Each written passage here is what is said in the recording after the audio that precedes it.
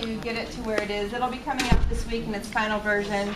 So I will give that to all of you. It's lengthy, but there was a lot of confusion about the type of Utoxes that we do and who's supposed to do what. So we have spent a lot of time sorting through those details for you.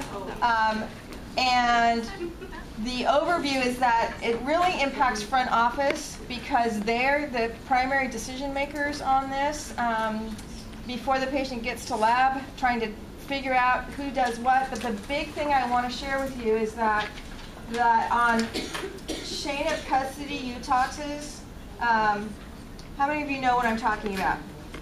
Chain of custody. That's different from a patient who's coming in for a plain Utox for compliance checking. Okay, chain of custody is, you know, you have to collect it, you have to sign, you have to hand it over, and every step of it is witnessed and signed for at the state. But I want to tell you that every Utox needs to go into a yellow container, okay, temperature monitored, should be read within 1 minute. Although there are studies passing around that make it longer, but I want you to try and read it within 1 minute, which means that your front office can't have a patient who's in for a Utox go and deposit a sample and leave it when no one knows that it's there, because it can be adulterated and it's unreliable if the clinical staff are not monitoring that. So that's the biggest change that I want y'all to know about.